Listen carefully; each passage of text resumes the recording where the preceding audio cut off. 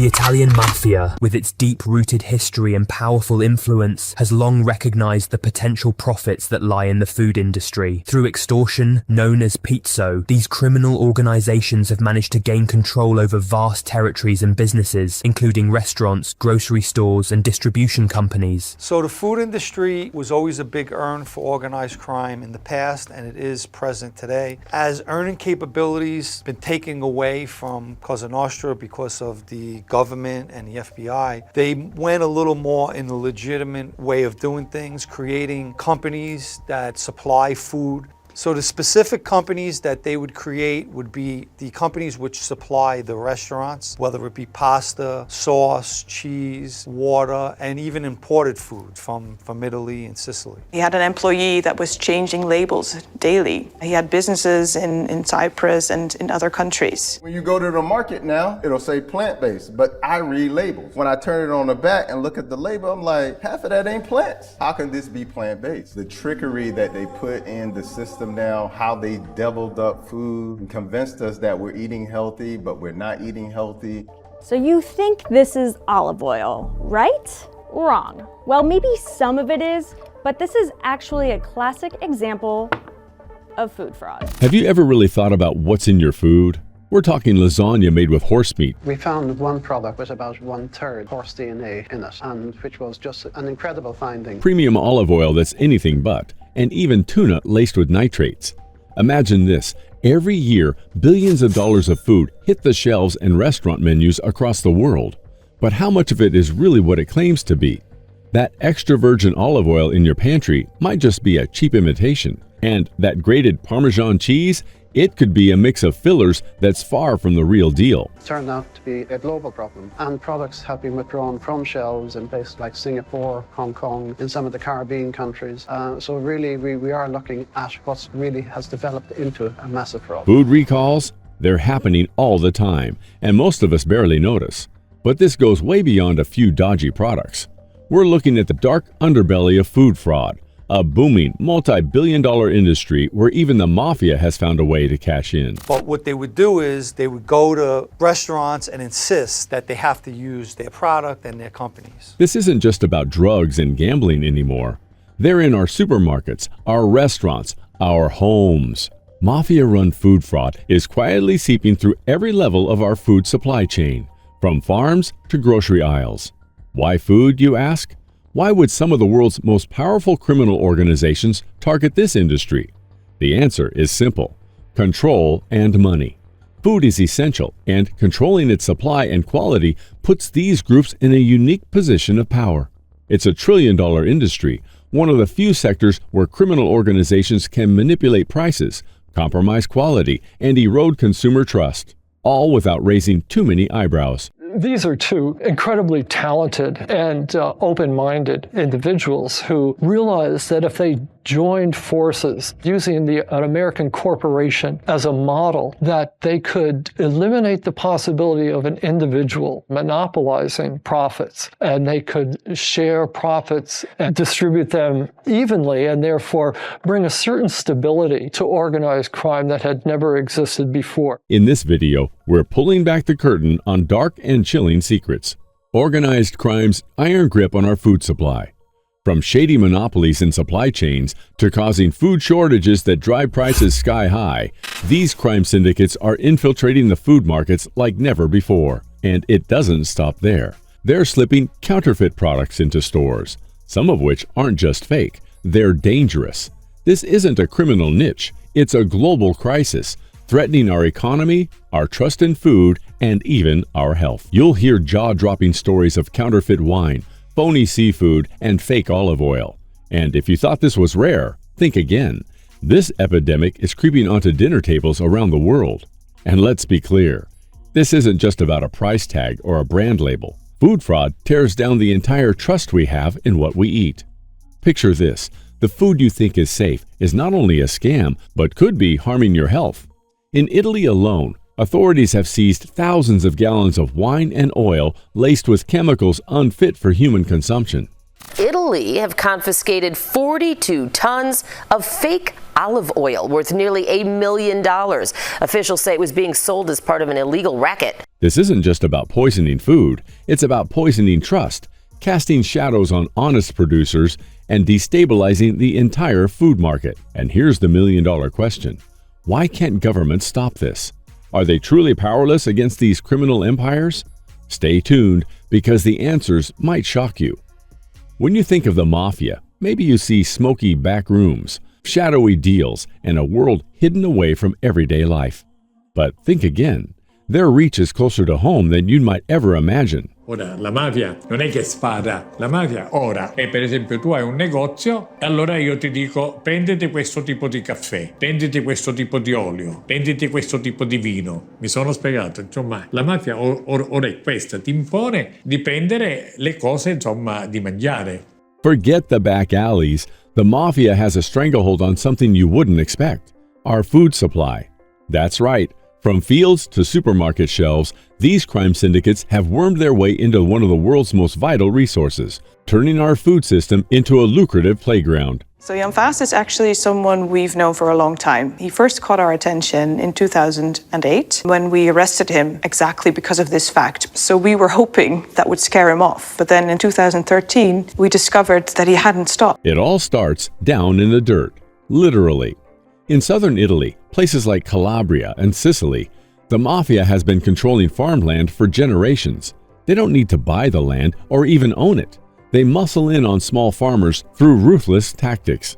Farmers get two choices: accept the Mafia's terms or face the wrath. Imagine having no choice but to sell your goods at dirt-cheap prices, or risking intimidation and violence.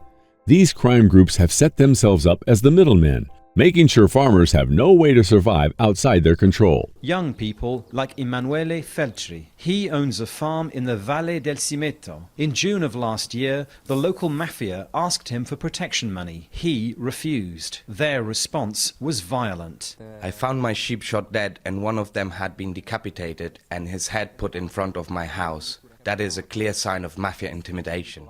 Now, let's talk olive oil. Italian olive oil is a big deal. It's a global powerhouse in the food market, with Italy producing 15% of the world's supply. And this isn't just any oil. We're talking about a billion-dollar industry that should be all about quality and authenticity. But here's where it gets really dark. The Mafia has swooped in, taking advantage of farmers, then mixing real olive oil with low-grade or even fraudulent oils. Recently, investigators uncovered over 7,000 tons of so-called Italian extra virgin olive oil that was anything but. Think you're buying a pure product? Think again. In some cases, they even found fake olive oil made from industrial lubricants, which was being shipped to the United States. The Mafia is in the olive oil trade and is trying to deceive people into thinking that they're getting legit olive oil when really they're not. Italy has this entire police force dedicated to investigating food crimes, like the most Italian thing that has ever existed. And what they found is that some of these organized criminal networks will ship in seed oil, can get for like €1 a liter. And then, by the way, we're looking at undercover footage right now from one of these investigations. They use food coloring to color it green, more green than it was, so that it looks like extra virgin olive oil. And then they put it in bottles and they put extra virgin olive oil from Italy. And then they sell it for €10 a liter, 10x what they bought it for. And they make a ton of money. This is a big thing in Italy. Like if you look at a map of the largest olive oil producing regions in Italy, and then you look at a map of where the Mafia is present, they're basically like the same map. And here in America, we don't really care. So most of the olive oil on our shelves is kind of a lie. And it doesn't stop there. Mafia influence stretches beyond olive oil. These guys have their hands on wholesale markets, supermarket chains, and even big European companies. The food processing industry, worth billions, is just too tempting for traffickers to ignore. The allure of the food sector is undeniable, as it offers a constant demand, low risk of detection, and the ability to launder illicit profits through legitimate business fronts. By infiltrating the food supply chain, the Mafia can effectively hold entire communities hostage, dictating what ends up on their plates and how much they must pay for it. One of the most alarming aspects of the Mafia's involvement in the food industry is the widespread practice of food fraud, from substituting attributing inferior ingredients to mislabeling products, these criminal organizations have found ingenious ways to maximize profits at the expense of consumer health and safety. So what does this mean for us? Well, we're paying top dollar for products that don't deliver on taste, health benefits, or authenticity. The Mafia's reach goes even further into food distribution, shaping what products you see and which suppliers get squeezed out. In certain regions, they've carved out near monopolies, where they run the transportation networks and control which goods make it to market and which ones mysteriously don't. Ever wonder why certain seafood is pricier or mysteriously absent? The seafood you buy at the supermarket may not always be what it says on the label. It says tuna, and you end up getting scrod. A new report out this morning found 1 in 5 samples of fish tested from markets and restaurants were mislabeled. The U.S. imports about 90% of its seafood. Mafia-backed distributors call the shots on which fish hits the market and at what cost, creating a virtual stranglehold.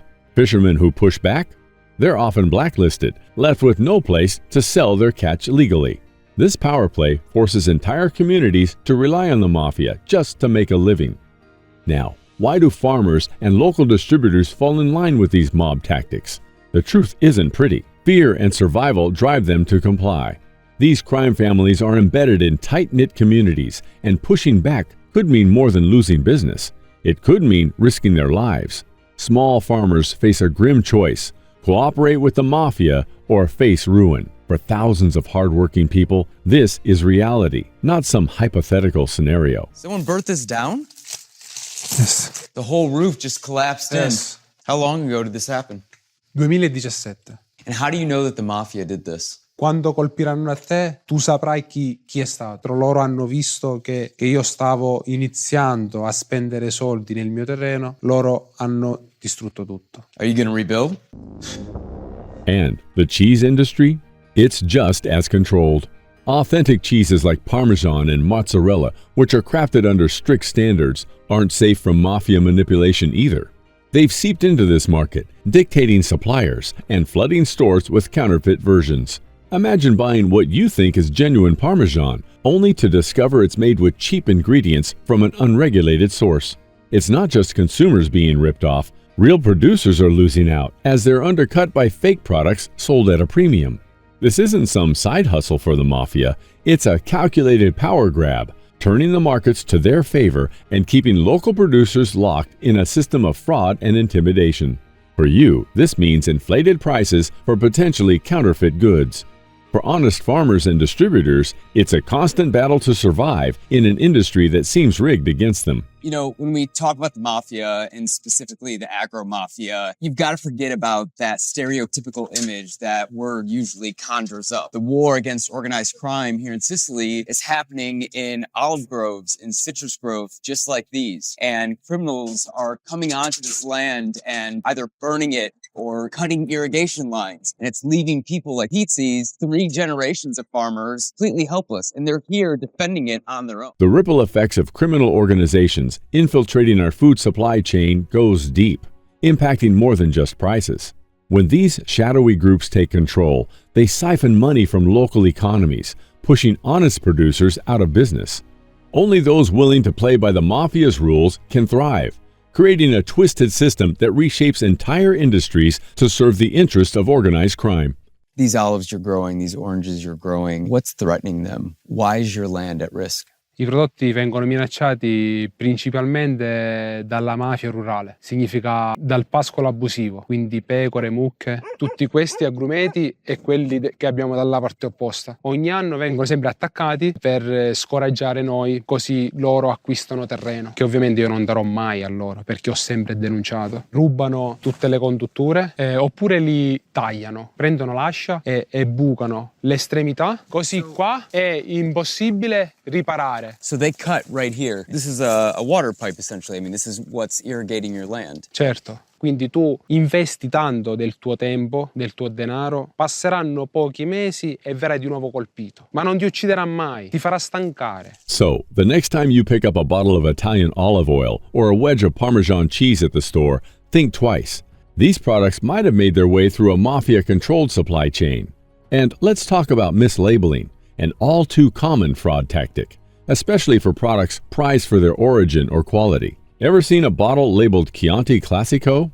It could be a low-grade blend that's light years away from the vineyards of Tuscany. Jan Vassen had to hire an office space in a big freezer complex. He had an employee that was changing labels daily. He had businesses in Cyprus and in other countries. He made a whole business of it. It was his daily work. That doesn't sound easy to me. The seafood industry isn't safe either. These trawlers come in direct conflict with the local fishermen because they're literally stealing fish from the local communities here. Studies suggest that as much as 30% of food sold globally is mislabeled.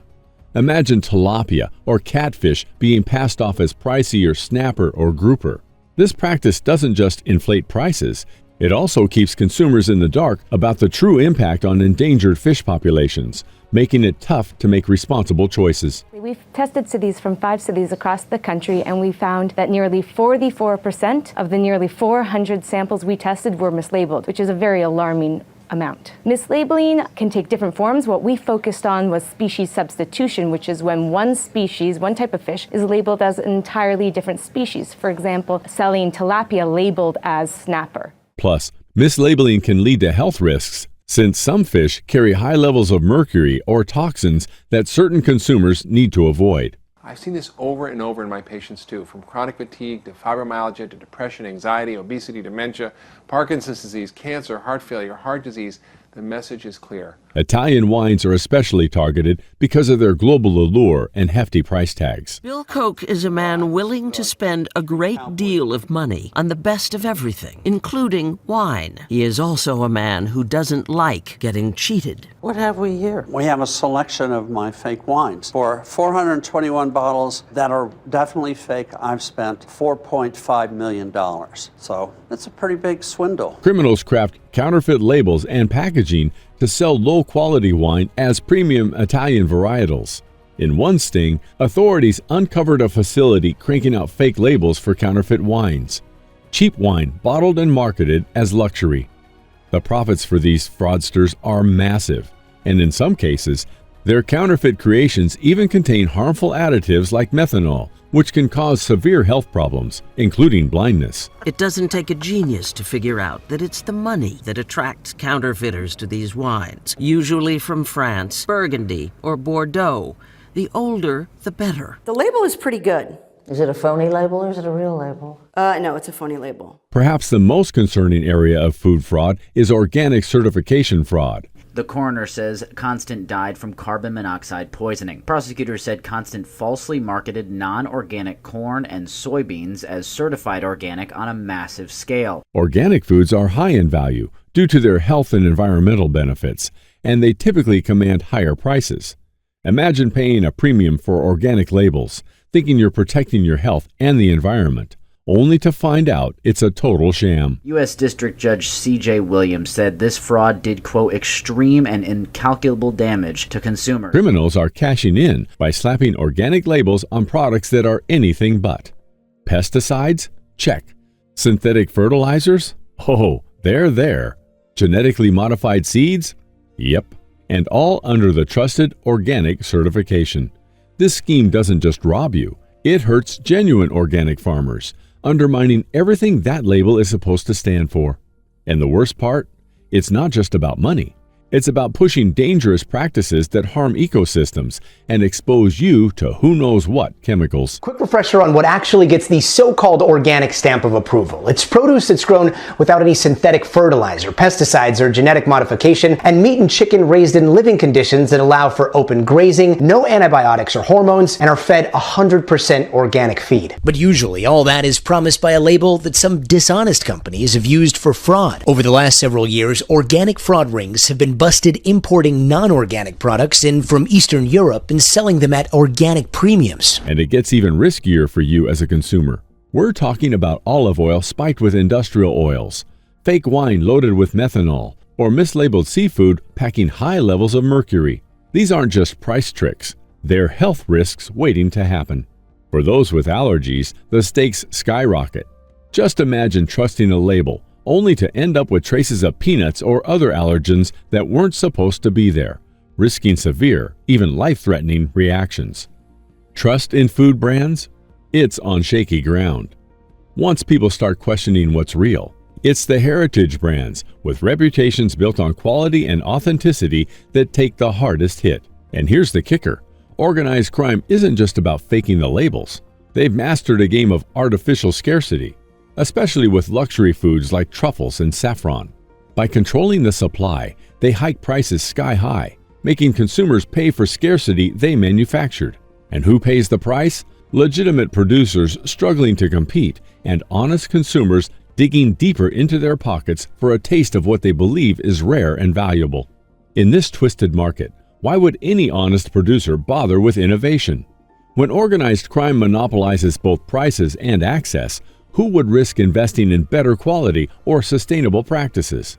The result is a stagnating industry that's forced to play by the rules of fraud instead of authenticity.